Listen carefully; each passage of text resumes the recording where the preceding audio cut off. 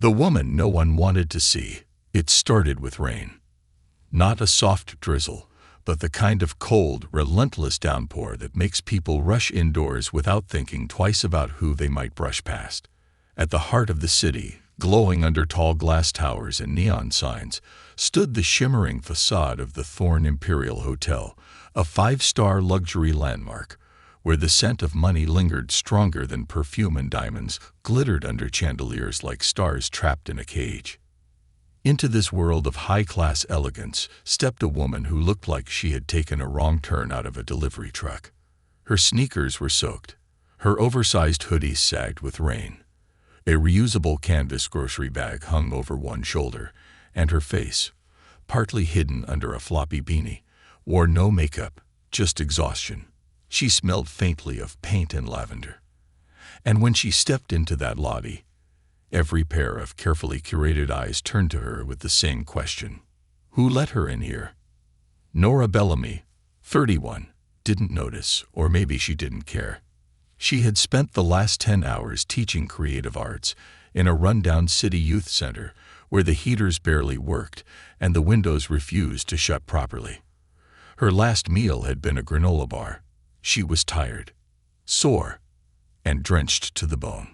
But she wasn't here to make an impression. She was here because her husband had called her an hour ago with a simple offer. Don't drive home in this storm, love. Just stop by the Imperial. I'll have the staff reserve you a suite. You'll be asleep before I land. He said it like it was nothing, because to him it was. Grayson Thorn was one of the youngest self-made billionaires in the country, the CEO of Thorn Enterprises, and the owner of the entire Thorn chain. Including the flagship hotel, Nora was now dripping all over.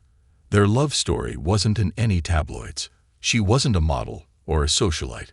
She was a woman who loved color, brush strokes, and believing in kids no one else had time for. Their connection had never made sense to anyone else, but it didn't need to. Until tonight. Nora approached the reception desk with a soft smile, a little sheepish. She was painfully aware she didn't match the crystal and satin world around her. But love had made her brave. "Hi," she said kindly, brushing her soaked curls back under her beanie. "My name's Nora Bellamy Thorn. My husband Grayson called ahead. He should have left word about a room for me." The receptionist, an elegant woman named Colette, in a designer navy blazer and glossy red lipstick, didn't smile back. She simply blinked once, twice, then gave Nora the kind of up-and-down scan usually reserved for security footage. "And you said your last name is Thorn?" "Yes, Bellamy Thorn," Nora said politely. He might have just used Nora Thorn. Colette's lips tightened as she began typing on her computer, deliberately slow. Another receptionist, a man with slicked back hair and a tight jawline named Julian, stepped closer. He, too, looked at Nora like she had tracked mud across his marble floor. "I don't see anything under Bellamy or Thorn," Colette said after a minute. "Perhaps you misunderstood." Nora blinked. "Oh, maybe he forgot to call. Can you check under Grayson Thorn's account?" "I'm his." "Ma'am," Julian interrupted sharply, "Mr. Thorn is currently overseas on business. We're aware of his whereabouts." "You know him personally," you said. Nora hesitated. "I'm his wife." That word, wife, hung in the air like a badly played note. Julian snorted. Colette's eyes widened just slightly, then narrowed again, as if she'd been insulted. "Right," Julian said, his smile now openly mocking. "Mrs. Thorn. Forgive me, but we've seen this before. People claiming all sorts of things." "I'm not claiming anything," Nora said, her voice firm despite the chill in her bones. "Please just give him a quick call. He'll confirm." Colette tapped her long nails on the counter. "Mr. Thorn has very clear instructions on who is permitted to contact him directly. You, ma'am, are not on that list." "You're making a mistake," Nora said quietly. "No, I think you are," Julian replied, leaning slightly forward. "You don't belong here. If you need shelter, there's a city center 2 blocks down. Hot meals, warm blankets. A few guests, sipping champagne nearby, had begun to watch with open curiosity. "I'm not asking for charity," Nora said, still calm. "I'm just asking you to check." Colette sighed dramatically. "We don't have time to play games. Security has been alerted." "Security?" Nora's brows furrowed. "I just want to wait here. That's all. My husband will be here tomorrow morning. I can prove it then." But it was too late. Two large men in navy suits appeared at her side. "Ma'am, I'm going to ask you to come with us," one of them said. "She's making guests uncomfortable," Colette added. Nora's stomach sank. She taught her students to believe in their voices, in standing up for themselves. But in that moment, surrounded by judgment, dismissed like a beggar at the gates, she felt her confidence crack. Until the sound of heavy doors swinging open cut through the air. A gust of wind blew in, and with it came a tall figure in a dark trench coat, damp from the rain, his gait quick and deliberate. Everyone turned. Colette froze. Julian's eyes went wide. The two security guards instantly stepped back, recognizing the man who had just entered. Grayson Thorne, the billionaire himself. Sharp-jawed, hair slicked back with rain, tie undone from the neck of $100 million deal.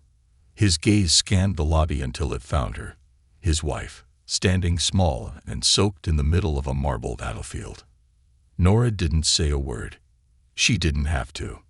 Grayson's entire face changed.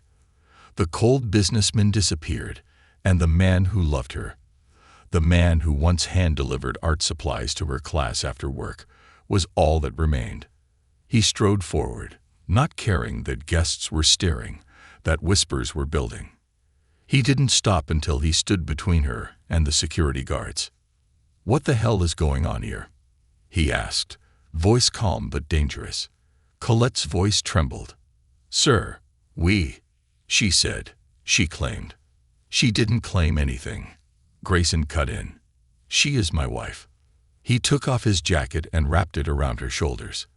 Then he turned to Julian and Colette, his expression cold enough to freeze fire. "You humiliated my wife. In my hotel. You judged her by her clothes, her hair, her bag. You treated her like garbage." Julian stammered. We didn't know." "No, you didn't care to know," Grayson said. "You didn't check. You didn't ask. You saw someone you thought didn't belong, and you decided to show her the door." He stepped closer, his voice barely above a whisper now. "This woman," he said, pointing to Nora, "is the reason I ever built this hotel in the first place. She's the one who believed in people when I didn't. She taught me what true dignity is, and you threw her out like she was less than nothing."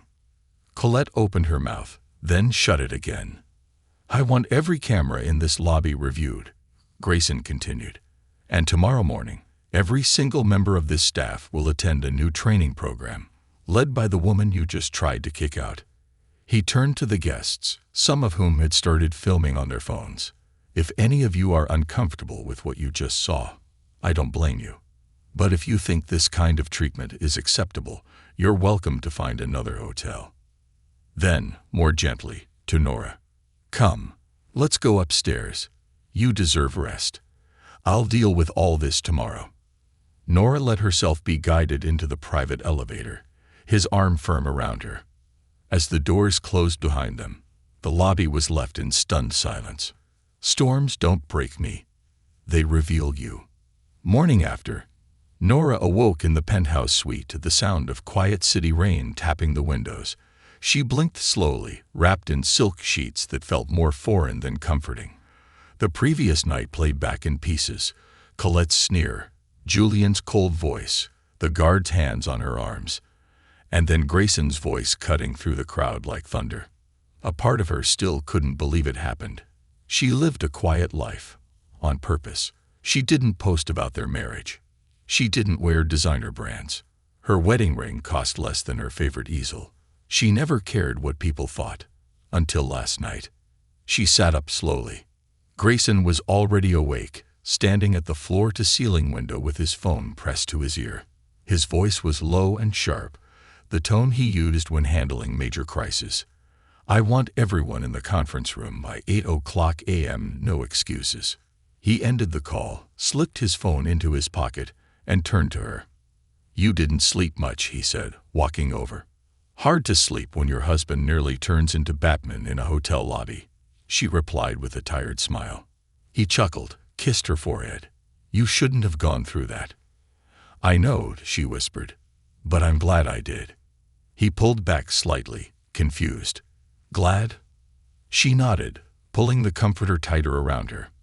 "Because now you see it. Really see it. What it feels like to be dismissed, judged, brushed off like trash." "I should have seen it sooner," he said, guilt in his voice. "You see me, Gray. You always have. But you forgot that your name means something. When people see me without it, they treat me like I'm invisible." Grayson knelt beside the bed. "Then that ends today. No more invisibility. Not here. Not anywhere I can change." She met his eyes. "Let's change it together." Conference room. A wake-up call. It was 8:05 a.m. when the staff gathered in the Thorne Imperial's gold-trimmed executive conference room.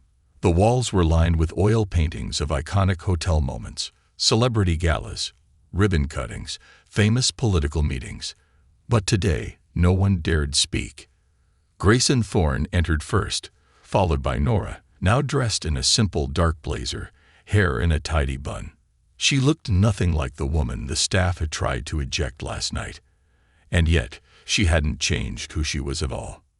Colette, Julian, and the two security guards stood in the front row, stiff with tension. Grayson began. "Let's not pretend we don't know why we're here." Silence. No sugarcoating. No excuses. "Last night, my wife, my partner, my equal was humiliated in her own home.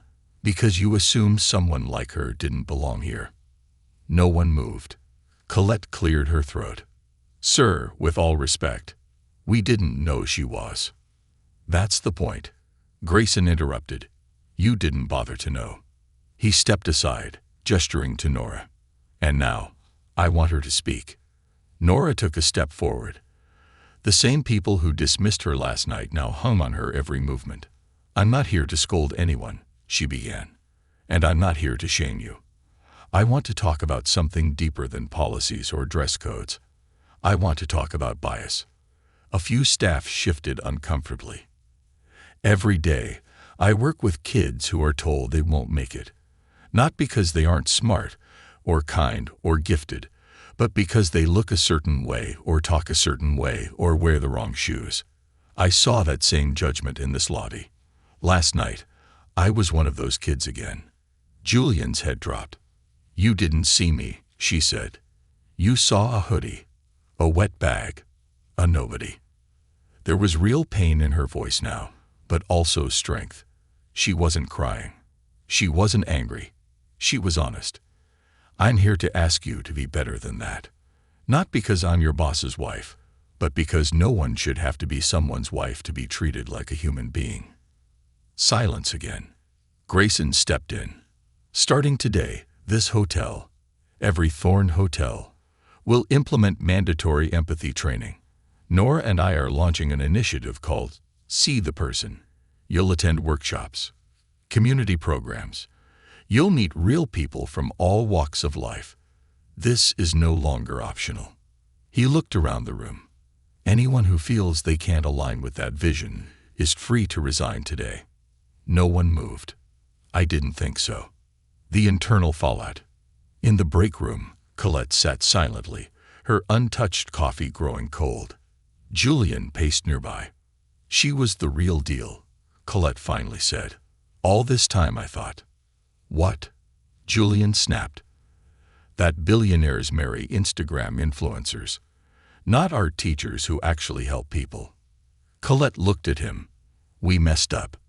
"No," Julian said, rubbing his temples. "We exposed who we really are."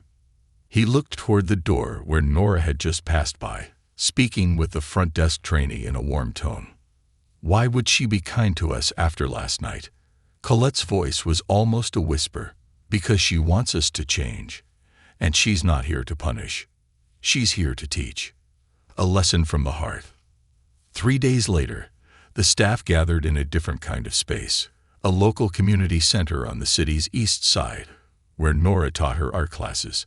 The kids were already there, some laughing, others shyly setting up their canvases. The air smelled like crayons, old books, and possibility. Julian arrived first. He wore sneakers instead of leather shoes. He wasn't sure what to expect. Nora greeted him with a smile. "This is Layla," she said, introducing a quiet girl who had been through 3 foster homes in 2 years. "She's going to teach you how to blend watercolors." Julian smiled nervously. "I don't really know what I'm doing." Layla shrugged. "Neither do I. That's what makes it fun." Hours passed. Julian forgot who he was outside the center. He just painted, listened, laughed, and saw kids who were more than labels, more than broken homes, more than anything he'd ever assumed. That night, he wrote an apology letter to Nora and asked if he could keep volunteering once a week. Colette had a similar journey. Assigned to help with a single mother's resume in the job readiness room, she stumbled at first. But when the woman, a former nurse displaced by a medical debt crisis, began to cry, Colette saw herself reflected in a different life. "Everyone's one bad breakaway from needing grace," the woman had said. Colette nodded, humbled. A changed lobby. 1 week later, Nora returned to the Thorn Imperial, not as a guest, but as a mentor. The lobby had changed. A new plaque stood beside the reception desk. "See the person, where true luxury begins with dignity." Colette greeted an elderly woman in a thrifted shawl with the same warmth she once reserved for CEOs. Julian held the door open for a young delivery boy and thanked him. Grayson waited in the corner, watching the scene unfold with pride. Nora stood beside him. "You think it'll last?" He nodded. "It already is." She smiled. "Then let's take it farther." Grayson raised an eyebrow. "Farther. Let's see the person to every hotel in your chain, every city, every lobby, every guest." His smile grew. "You're turning into quite the empire builder." "I don't need an empire," she replied. "I just want people to matter. The world is watching, but so are the wounds." Weeks later, national headlines. The media storm hit like a tidal wave. What started as a private act of humiliation at the Thorn Imperial Hotel had exploded into a national conversation about dignity, bias, and modern luxury. Nora Bellamy Thorn's story had gone viral, picked up by morning shows, talk shows, podcasts, and editorial columns. The video, taken by a hotel guest, showed her calm grace while being denied a room, followed by Grayson Thorn's powerful arrival and his fierce defense of his wife. Overnight, the world had fallen in love with a woman in a hoodie who didn't raise her voice, yet shook an empire. And then came the movement. #SeathPerson. From baristas in small towns to luxury hotel managers across continents, people began reshaping how they treated others. Strangers shared stories. Old wounds reopened. Staff in foreign hotels were sent to empathy programs led by Nora herself. But when the world lifts you up, it also loves to dig. Good morning interview. Nora faces the nation. Nora sat beneath the bright studio lights of Good Morning Spotlight. She wore a navy blue blouse, no makeup except a little chapstick, and the same quiet confidence that had won hearts across the country. The host, Delilah Grace, a charming veteran journalist, leaned forward across the polished table. "You've started something much bigger than one hotel," Delilah said. "People are calling you the face of a kindness revolution. How does that feel?" "I didn't set out to start anything," Nora replied. "I was tired. I was drenched. I just wanted a warm bed. But the way I was treated, it lit a fire in me. Not just for myself, but for every person who's been told they don't belong." Delilah smiled. "And now, the See the Person initiative is going international. Thorn Hotels has announced that all 112 of its properties will be retraining their staff using your curriculum. That's quite a change. Nora nodded. True change starts small. A single moment. A choice not to look away. That's what this is about. We're not just training people. We're untraining prejudice. The audience clapped. But just as the applause faded, Delilah's expression shifted, just slightly. Nora, she said carefully, with so much attention, it's no surprise your past is now under a microscope. And someone from that past recently came forward. Nora's brow furrowed. What do you mean? Delilah's producer handed her a tablet. We received this last night. A message from a woman named Angela Crawford. She claims you were responsible for her being expelled from your university's fine arts program 10 years ago. Nora's heart dropped. The name hit her like ice. Angela Crawford. She hadn't heard that name in a decade, but the memory came flooding back. 10 years ago, college campus. It was her third year at Harrington Art Institute. Nora had been the student mentor for a struggling sophomore, Angela Crawford, whose work was full of raw talent but spiraled into dark territory. Angela had confided in her, told her about the medication, the breakdowns, the pressure.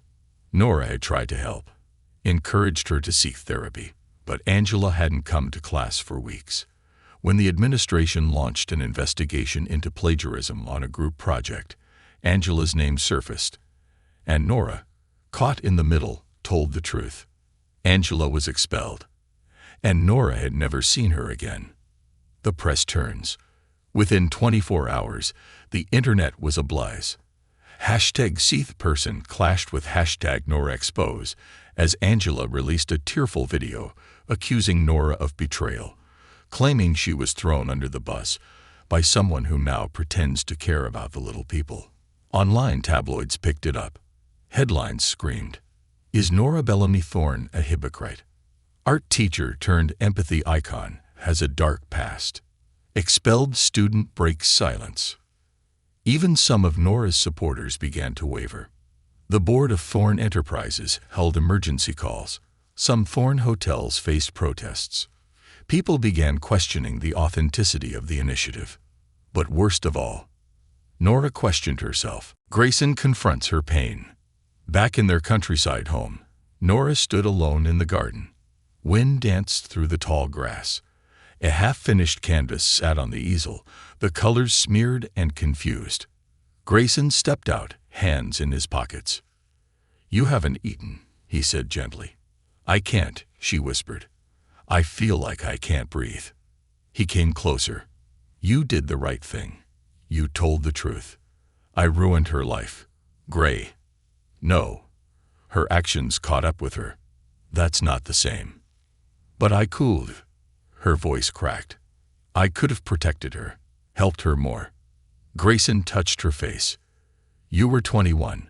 You weren't responsible for her choices. You didn't ruin her. The system failed her. You just got caught in it." She blinked back tears. "But now everything we're building, it's being torn apart." He smiled softly. "Then we rebuild. And this time, we do it with her." Nora blinked. "What do you mean?" "Find her. Talk to her. Face it. The world is watching. So show them who you are when it's hard." Face to face with Angela Crawford.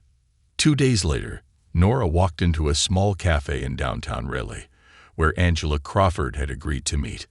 Angela sat alone at a back table. Her hair was shorter now, streaked with silver. Her eyes were tired. Nora sat down without speaking. For a long moment, neither of them said a word. Then Angela looked up. "You really came." "I had to," Nora said. Angela scoffed. "Took you long enough." "I'm sorry," Nora said. "Not because I told the truth, but because I didn't stay in touch. You needed support, and I disappeared." Angela leaned back. "I was angry for years. I blamed you. But I also blamed myself." Nora nodded slowly. "You were hurting. I saw it, and I didn't know how to help." Angela wiped a tear. "I should have thanked you, because your honesty forced me to face myself. I got help. Took me a decade to get back on my feet, but I'm teaching art again now. Inner-city school in Atlanta. Nora's eyes lit up. Really? Angela smiled softly. Yeah, I tell my students all the time, don't let one mistake define you. They both laughed through their tears. Why did you come forward now? Nora asked. Angela hesitated. Because you were everywhere. Perfect. Inspiring. And I needed to know if you still remembered me. I did, Nora said. Every single day. The conference that changed everything. 1 week later, Nora stood on stage at the National Hospitality Ethics Summit, invited not just as a keynote speaker, but as a symbol of redemption. Angela Crawford sat in the front row. Nora looked out at hundreds of executives, managers, workers. She cleared her throat. Before I talk about, see the person, I want to talk about the person I once failed to see. She told the story of Angela, of college, of guilt, growth, and grace. She said it plainly. I am not perfect. I don't want to be. I want to be honest. Human. I want to grow. The applause shook the walls. Angela stood and clapped with the rest of them. Later, the photo of the two women embracing went viral, this time for all the right reasons. The soul of the story. Back at the Thorne Imperial, a new mural was unveiled in the lobby. It wasn't gold or marble. It was color, emotion, raw strokes and soft blends, painted by Nora and signed by dozens of kids from her art program. At the center of the mural were two women, back to back, lifting others higher. Below, a new quote had been engraved. True luxury isn't how you look. It's how deeply you see. They want her silenced, but she's already been heard. The ripple turns into a wave. 3 months had passed since Nora Bellamy Thorne first made headlines. What began as a personal humiliation had sparked a movement. See the person, now active in 30 countries. Hotels, airlines, schools, and even government agencies were requesting training from the program she and Grayson had co-founded. It had grown beyond anything she imagined. The press loved her. Social media worshipped her. And powerful people began to get nervous. Because real change makes the wrong people uncomfortable. Boardroom pressure. The Thorne Enterprises boardroom sat high above the skyline, glass walls making the entire city look like a chessboard below. Grayson sat at the head of the table. Nora sat beside him, in a cream blazer and simple flats, her hair in a loose bun. Across from them sat the company's board, 12 executives, all longtime power brokers. And one in particular, Tobias Lang, the COO, leaned back in his leather chair with a smirk. With all due respect, Mr. Thorne, Tobias said smoothly, this initiative has reached a tipping point. What kind of tipping point? Grayson asked, voice cold. A dangerous one, Tobias replied. Our luxury brand is becoming associated with handouts and morality lessons. We're alienating our core clientele. We've lost 3 high-value investors in the last 2 weeks alone. Nora's eyebrows drew together. So dignity and basic respect is bad for business. Not dignity, Tobias corrected. The appearance of aligning with the wrong demographics. You're turning our premium brand into a social justice campaign. Grayson leaned forward. You mean we're upsetting people who liked it better when we quietly ignored the way they treated others? Tobias didn't blink. Exactly. Another board member, Marilyn Sloan, added carefully. The initiative was powerful in the beginning, Nora, but the message is now too political, too disruptive. Nora sat back, stunned. She looked around the table. These were people who had congratulated her when her mural went viral, who had clapped when she was named Modern Woman of the Year in Forbes, and now they were trying to muzzle her. You want me to stop? She asked softly. To scale back. Tobias folded his hands. We're asking you to choose. Be the public face, or stay behind the scenes. You can't be both. Grayson stood suddenly, his chair screeching back. You don't get to give my wife ultimatums. She's not just your wife anymore. Marilyn said. She's a symbol, and symbols are dangerous when they can't be controlled. That one sentence changed everything. Internal betrayal. Later that night, back in their home, Nora stared out the large window of her studio. Moonlight spilled across her latest painting.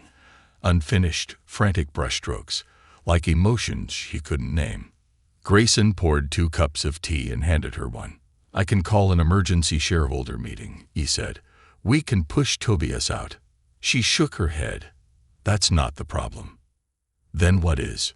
She turned to face him. "They're not wrong, Gray. I've become something bigger than what this company is used to. I make people feel something, and power doesn't like feelings." He sat beside her. "You think this is the beginning of the end?" "No," she whispered. "I think it's the beginning of a bigger fight." Just then, her phone buzzed. One new message. From Anonymous. "They're planning to remove you from the initiative. Quietly. Tobias has already drafted the memo. Tomorrow." Her stomach dropped. Grayson read the message and cursed under his breath. Who sent this? She didn't know. But the sender had attached a copy of the draft. It was real. A voice from the shadows. The next day, Nora arrived early at the Thorn Foundation offices. She was greeted by the last person she expected to see. Julian, the same hotel manager who once humiliated her in the lobby. But now, months into his new role as Empathy Program Coordinator, he was a changed man. "I heard what they're trying to do," he said quietly. "You can't let them." "They have power," she replied. "And money." Julian smiled faintly. "So do you. But more than that, you have people." Nora tilted her head. "Remember the day you gave that speech at the youth center downtown? One of the kids told me afterward. She saw me. Like, really saw me." Nora's eyes burned. "They don't need another hotel," Julian continued. "They need someone like you." The surprise hearing. At 10:00 a.m., Tobias stood in the executive conference room, flanked by Marilyn and 2 other senior members. A press statement was prepared, polished, vague, full of empty praise. "As of this week," Tobias began, "Nora Bellamy Thorne will be stepping back from her public-facing role in the initiative in order to focus on—" "Actually," a voice said from the doorway, "I won't." Nora entered the room, followed by Julian, Colette, Angela Crawford, and half a dozen community leaders from the See the Person program. "What is this?" Marilyn asked sharply. "A hearing," Grayson said, stepping in behind them. "Let's give the people we're supposedly helping a chance to speak." Nora stood at the center. "I was told I had to choose," she said, "between being a voice or staying quiet, between truth and comfort. But I choose purpose, and if that means stepping away from this company, I will. But not quietly." Angela stepped forward. "Nora saved my life. Her program saved hundreds. This company doesn't deserve her if it doesn't support her." Julian nodded. "I was the problem. And now I'm part of the solution because she chose to teach me instead of destroy me." Colette added, "You made her a symbol. She made herself a servant." The room fell quiet. Tobias looked like a man defeated by integrity. Nora's choice. Outside the building, press and supporters gathered. A microphone was placed in front of her. Nora took a deep breath. "I've been told I don't fit in this world of wealth and power. I agree." A pause. "I don't want to fit in. I want to reshape it. I'm not leaving See the Person. I'm expanding it. And starting next year, it will become its own foundation, independent of any corporation, fully funded, fully free." A gasp rippled through the crowd. Grayson stepped beside her and took her hand. "And I'll be its first donor." Nora smiled. "We don't need permission to make the world better. We just need courage." The legacy begins.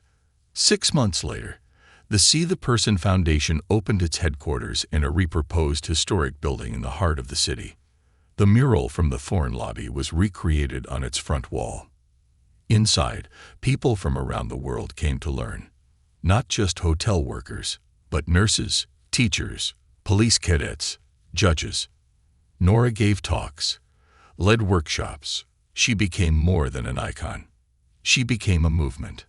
Tobias Lang quietly resigned from Thorn Enterprises after an internal investigation revealed years of cultural suppression. Julian became the director of international training.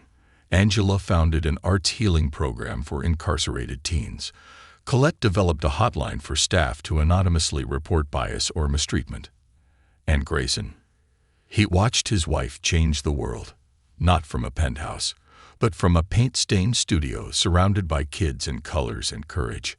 A death in the lobby, and the silence that followed. Breaking news. It was early morning when Nora's phone buzzed violently on her nightstand. She rubbed her eyes, still drowsy from the late-night brainstorming session for the See the Person Africa pilot program. Grayson was still asleep beside her, so she quietly slipped out of bed and opened the message. Subject: Urgent Incident at Thorn Lux, Singapore. From Global Crisis PR Coordinator. Nora. A young man named Sabelo Nguyen, a South African intern, collapsed in the lobby of our Singapore hotel around midnight local time. He was denied assistance by 2 concierge staff. Security asked him to wait outside, while bleeding from his nose and mouth. He died 17 minutes later. Guests recorded everything. Media outlets already running the footage. Nora's hands trembled. She reread the message. Denied assistance. Wait outside. Died. No, not again. Not under their name. The footage that shook her. By 8:00 a.m., Nora sat alone in her office. Curtains drawn, eyes locked on her laptop screen. The video had gone viral overnight. A young man, no older than 22, dark-skinned, clearly in pain, staggered toward the reception desk. He tried to speak. Security waved him away. He fell to the floor. No one touched him. No one called an ambulance. He died. In the marble lobby of a luxury hotel, under the golden logo that still bore her last name. Tears streamed down her face. This wasn't just a tragedy. This was a failure of everything she had fought to build. The call from the board. Grayson barged in 15 minutes later, his face pale. They're calling an emergency board meeting. Tobias may be gone, but some of the old guard executives want to bury this story. Quietly settle with the family. No public statement. Nora looked up, stunned. They want to hide it. Grayson nodded. They think if you comment, it'll set off another firestorm. They're asking you to stay silent. Just this once. Her breath caught. They want me to be quiet about a dead kid in our hotel. Nora, I don't want you to get hurt again. The press will devour you. I'm not worried about me, she said, rising. I'm worried about what happens when I start protecting systems instead of people. That's when I stop being who I promised I'd be. A flight with purpose. By nightfall, Nora had packed a small carry-on, tied her hair back, and booked the red-eye to Singapore. No security team. Grayson asked gently at the airport. No PR rep. I'm not a brand, she said. I'm a person. And that's what Sabelo deserved. He kissed her forehead. I'll be waiting. As she walked toward the gate, one reporter recognized her, then another. Soon, cameras followed her like shadows. But she kept walking. Eyes forward. Because this time, she wasn't the victim. She was the witness. And the world needed to see. Singapore. The boy behind the hashtag. When Nora landed in Singapore, the streets were already pulsing with grief and rage. Candles, letters, and art pieces lined the front of the Thorn Lux Hotel, now guarded by police barriers. Dozens of protesters held signs. Justice for Sabelo. We are not inconvenient. Respect is not a luxury. She pushed through the crowd, refusing to wear sunglasses or hide. Inside the hotel, she requested to see the surveillance footage. And then she asked to meet the staff. One manager quit on the spot. 2 broke down in tears. One receptionist insisted. He didn't look like a guest. Nora didn't raise her voice. She only asked one question. What does a guest look like to you? Visiting Sabelo's family. 2 days later, she was on a flight to South Africa. She found Sabelo's mother, Mavis Nguyen, in a small township outside Johannesburg. The home was made of metal sheets and cloth curtains, but the warmth inside was deeper than wealth. Mavis welcomed her with tears in her eyes. "My son was so proud to intern at your hotel," she said. "He wanted to work hard, to make something of himself. He used to paint too, you know." She handed Nora a worn notebook. Inside were sketches, rough, beautiful, alive. Landscapes, faces, dreams. Nora pressed the notebook to her chest. "I'm so sorry. You can't bring him back," Mavis said softly. "But maybe you can make sure he didn't die for nothing." The speech that wasn't approved. Nora returned to Singapore days later, just in time for the Global Hospitality Summit, where Thorn Enterprises was scheduled to speak. The speech had been written for her. It was 4 paragraphs long, apologetic, vague, legal approved. She tore it in half and walked on stage. Thousands in the audience, live-streamed to millions. She began. 2 years ago, I walked into a hotel lobby and was treated like I didn't matter. And I spoke up. A week ago, Sabelo Nguyen walked into a hotel lobby and didn't survive it. He didn't need pity. He needed help. He wasn't invisible. He was ignored. The room was silent.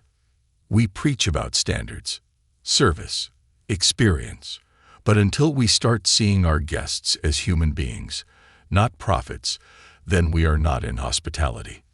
We are in hypocrisy. She held up Sabelo's notebook. He had talent, passion, and a dream. This isn't a scandal to cover up. This is a soul we failed. Real change or just noise. The speech lit a fire. Some called it too emotional. Some called it revolutionary. But one thing was clear. The system could no longer pretend. Within weeks, Thorn Enterprises created the Sabelo Fund to support underprivileged youth in hospitality. A global emergency ethics response team was formed, answering any discrimination or negligence case within 24 hours. Hotels began designating dignity officers trained in crisis empathy. Nora didn't celebrate with press releases. She celebrated by painting a portrait of Sabelo from his own sketches and delivering it to his mother herself. The portrait now hung in the new Sabelo Empathy Training Center, the first of its kind. As she stood before it during the quiet opening ceremony, a small boy tugged on her sleeve. "Miss Nora," he said, "when I grow up, I want to be just like him." No cameras, no applause, just a woman who chose kindness again. The echoes of a movement. 1 year had passed since the incident that started it all. The story of a paint-splattered woman denied entry to her billionaire husband's hotel had become more than a moment. It had sparked a worldwide movement. See the Person had expanded across 70 countries. Over 20 million hospitality and service workers had undergone empathy training inspired by her. And yet, Nora Bellamy Thorne remained unchanged. She still wore her worn denim jackets. She still taught art once a week at the community center downtown. She still preferred quiet over flash. But the world around her had shifted. Not because of who she married. Not because of what she built. But because of how she made people feel seen. And now, it was time to return to where it all began. A familiar lobby. 1 year later, Nora stepped through the revolving doors of the Thorn Imperial Hotel, the same lobby where she had once been humiliated. But today, no one laughed. No one looked down on her. Colette, once skeptical and snide, now stood at the reception desk in a modest dress, training a new front desk employee. She looked up, and when she saw Nora, she beamed. "Welcome back, Mrs. Thorne." Nora smiled. Just Nora today. Julian walked out from the back hallway, holding a clipboard, now regional director of See the Person programs across Asia Pacific. "Still painting?" he asked with a smirk. "Still preaching kindness?" she shot back. He nodded. "Every day." They laughed. The hotel looked the same, but the soul had changed. Guests of all backgrounds filled the lobby. A doorman was helping an elderly woman with groceries. A concierge knelt beside a little girl to tie her shoe. And no one questioned if they belonged. The surprise. Later that night, back home, Nora arrived to a quiet house. The lights were dim. The fireplace was glowing. Grayson greeted her at the door with a strange, nervous smile. She raised an eyebrow. "Why do you look like you just broke a priceless vase?" He didn't answer. Instead, he handed her a thin, navy envelope. Inside, she found a single folded page with gold lettering. "Dear Nora, you have been nominated for the International Human Dignity Award, an honor recognizing individuals whose courage, grace, and quiet strength have transformed lives across the world." The nomination came anonymously, but the letter that accompanied it simply read, "She saved me without even knowing it. She saw me." Nora's hand shook. "Who sent this?" she asked. "I don't know," Grayson said, "but I have a guess. The stranger on the bench." The next morning, needing air, Nora walked to the city park with her sketchbook. It was her quiet tradition, sketching strangers and wondering about their stories. She sat on a bench and watched people pass. A businessman sprinting while holding a spilled coffee. A single mom trying to calm a crying toddler. An elderly man sitting across from her on a bench, feeding pigeons with a slow, rhythmic hand. She smiled at him. He didn't smile back, but he nodded. "Cold morning," he mumbled. "Sure is." They sat in silence. Then he turned slightly. "You that woman from the news?" She blinked. "I've been on the news. Depends which story." "You the hotel lady. The one with the kindness stuff." Nora gave a small laugh. "That's me." He studied her. "Didn't think you'd be this normal." She tilted her head. "What did you expect?" "TV people. They're usually loud. Wear expensive shoes. You're quiet. Like you're not trying to be special." "I'm not." "Then why'd you do it?" She thought for a moment. Looked out over the park. "Because no one's ever looked at me and called me rich, or elegant, or powerful. But someone once looked at me and said, 'You made me feel like I mattered.' And that was everything." The man went quiet, then nodded once, got up, left. She never learned his name. And maybe that was the point. The smallest test. Later that week, after speaking at a school fundraiser, Nora stopped by a coffee shop wearing leggings and a hoodie, still paint on her hands. She ordered a tea. The young barista, barely out of high school, looked stressed. Her hands trembled. She got the order wrong twice. Dropped a lid. Customers behind Nora started muttering. One woman even rolled her eyes. Nora held up a hand. "It's okay," she said gently. "Take your time." The girl looked up, eyes wide and glassy. "I'm sorry. I'm new. First day. My dad lost his job. I'm trying to help at home, and I haven't slept and." Nora reached across the counter and placed a hand over hers. "You're doing great." The girl burst into tears. Nora never told her who she was. She just paid for her tea and left. No cameras. No applause. Just kindness. Full circle. That evening, back at the Thorne Foundation headquarters, Nora stood before a new class of trainees, people from all over the world. She held up a blank canvas. "This is you," she said. "Every day, you wake up with the chance to paint something no one else can. The colors are your choices, your empathy, your mistakes and growth. And sometimes, people will try to erase you. But you're not a pencil mark." She dipped a brush in bright blue. "You are permanent, not because of what the world sees, but because of how you choose to see others." The room was silent. Then, thunderous applause. But her favorite moment came afterward, when one woman in the back raised her hand and whispered, I was like the girl you were in that lobby. And now, I know who I want to become. The plaque that tells the truth. As Nora and Grayson stood at the front steps of the Thorn Imperial for its annual gala, they passed a new gold plaque by the entrance. It read, "This hotel changed because a woman refused to, in honor of Nora Bellamy Thorne." Underneath, in smaller letters, "Dignity doesn't start at the door. It starts in the heart." Grayson looked down at his wife. "Do you miss the quiet life?" She grinned. "I still have it. It's just louder now." He chuckled. "What's next for us?" She thought for a moment, then said simply, "The next person, the next stranger, the next chance to choose kindness." He kissed her hand, and together they walked inside, not as royalty, not as celebrities, but as two people who had once stood in a storm and decided not to run.